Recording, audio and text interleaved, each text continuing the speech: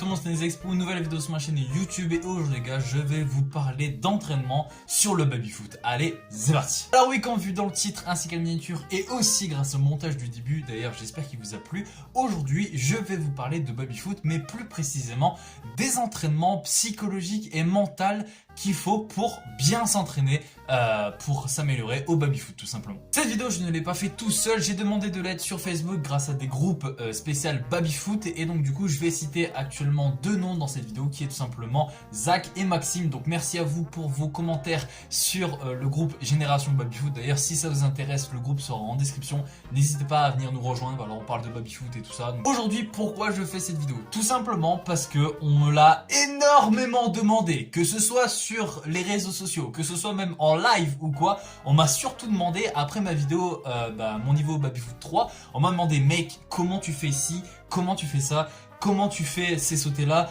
comment tu arrives à tirer de cette force là, de cette vitesse là. On m'a énormément posé de questions comme ça, que ce soit par mail ou même par message. C'est vrai que par message j'ai reçu beaucoup de messages aussi des personnes au lycée ou même tout simplement des personnes en IRL qui viennent me voir dans le lycée en mode ouais mec tu peux m'apprendre à faire ça, etc.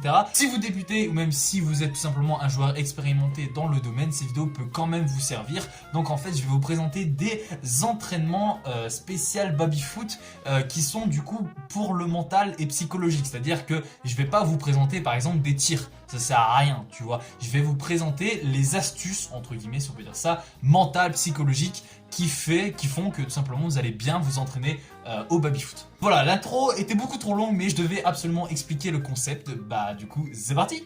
Alors on va commencer directement avec la première astuce, donc le premier tips, le premier entraînement, c'est jouer régulièrement tous les jours si possible. Alors oui, effectivement, c'est, je pense, la meilleure astuce de toutes les astuces que je vais vous donner, parce qu'en fait, c'est de jouer régulièrement, si possible, tous les jours. Par exemple, moi, je suis lycéen. Actuellement, effectivement, je suis le meilleur joueur de mon lycée. Je suis en terminale, j'ai 17 ans, bientôt 18, putain. Et donc, du coup, pour en arriver là où je suis aujourd'hui, j'ai dû énormément m'entraîner et m'entraîner tous les jours, c'est-à-dire à faire des heures, etc. Par exemple, vous êtes étudiant, même si vous êtes lycéen, même si vous êtes collégien, enfin bref, si vous êtes à l'école et que vous avez un baby-foot, profitez-en pour aller y jouer parce que c'est déjà de une, c'est exceptionnel le baby-foot, de deux, vous allez énormément vous amuser et de trois, si vous voulez vous améliorer, vous devez jouer régulièrement, quitte même à jouer tout seul, mais à justement jouer régulièrement tous les jours si possible. Ensuite, deuxième tips, c'est répéter les mêmes gestes pendant une certaine durée, frappe, sauter, etc. Alors je m'explique, en gros, ce que je veux dire par répéter les mêmes gestes, c'est par exemple, vous fixez une semaine, voilà, une durée de une semaine, et pendant une semaine, vous faites la même frappe, vous faites la même sautée, vous faites les mêmes gestes en fait. Je sais pas si vous comprenez bien ce que je veux dire, mais à un moment donné, déjà de une, vous allez gagner en vitesse, vous allez gagner en puissance aussi, et surtout si vous venez de débuter, et si vous venez tout simplement même de débuter ce geste-là, c'est-à-dire que vous venez de l'apprendre et que vous voulez le perfectionner, et ben c'est le bon moyen. On passe au troisième tips, astuce, qui est simplement être optimiste et positif. Alors oui, je sais que ça peut paraître super con, mais déjà dans la vie, il faut toujours être positif, tu vois, il faut toujours être positif au maximum. Mais là, c'est surtout pour le baby-foot, ne vous découragez pas. Ça, c'est un truc, il faut jamais se dire ouais, vas-y, je vais jamais y arriver. Non, il faut jamais se décourager, surtout au baby-foot, si vous voulez vous perfectionner, si vous voulez apprendre.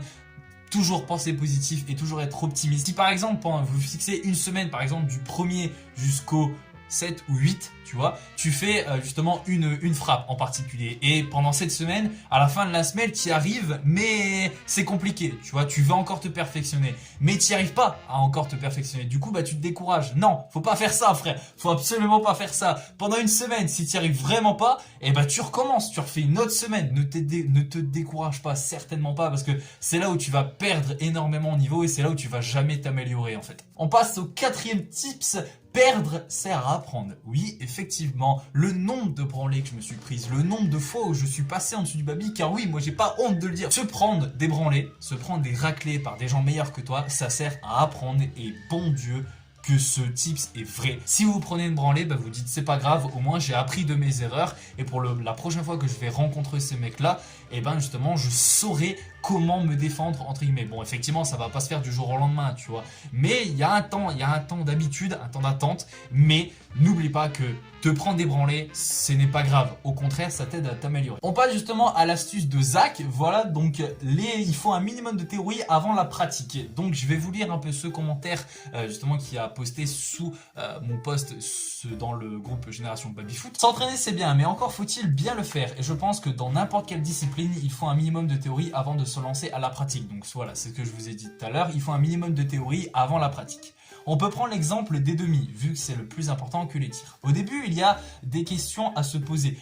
Quels sont les différents types de jeux au demi? Pourquoi ces jeux existent aussi? J'ai choisi le jeu que je veux avoir. Comment s'exécute-t-il au niveau du biomécanique? Il peut être difficile de répondre à certaines de ces questions seules, d'où l'existence des clubs et des vidéos, effectivement. Une fois qu'on a répondu à ces questions, le reste devient beaucoup plus facile car on sait à quoi il faut s'entraîner et comment. Après, pour ce qui est de la durée des entraînements, etc., je laisse d'autres répondre. J'ai pas de baby chez moi. Donc, effectivement, Zach a totalement raison, il faut un minimum de théorie avant la pratique. On passe à la 6e astuce, le 6e tips de Maxime. Donc voilà, donc il y a 2 types d'entraînement, technique, tactique, et après on a l'application. Alors je vais vous lire justement ce petit commentaire. Il y a 2 types d'entraînement, entraînement technique, répétition de tir, passe, exemple réussir 10 fois d'affilée un tir ou une passe, si on rate on retourne à 0, c'est la meilleure façon de progresser. Et effectivement, et tu as totalement raison Maxime. Entraînement tactique, visionnage de vidéos pour apprendre à lire des défenses pour les passages au demi ou les tirs, adopter des plans de jeu, etc. Et bien évidemment, on met tout ça en application sur des matchs aussi régulièrement que possible. Exactement.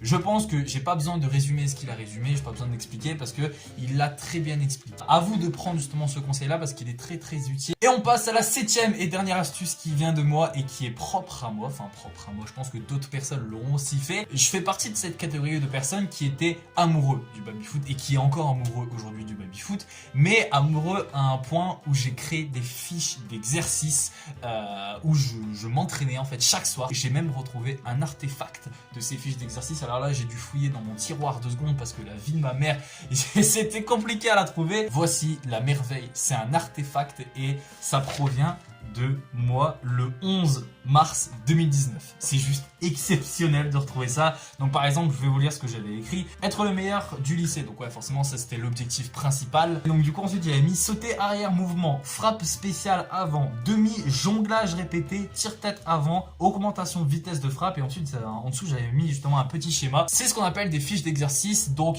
personnellement, si vous êtes un fou amoureux du babyfoot, si vous voulez absolument progresser, si votre objectif de ouf dans la vie c'est de devenir le meilleur joueur du lycée comme moi par exemple, ce que j'avais fait en seconde, ce que j'avais comme objectif, et en terminale j'ai réussi à être le meilleur joueur du lycée, foncez et faites des fiches d'exercice la veille et entraînez-vous chaque jour 2 heures par soir, etc. Donc voilà, c'est déjà la fin de cette vidéo. Si elle vous a plu, n'hésitez vraiment pas à la liker, lâchez un commentaire, vous abonner, ça me ferait super plaisir. En tout cas, j'espère que cette vidéo vous a plu.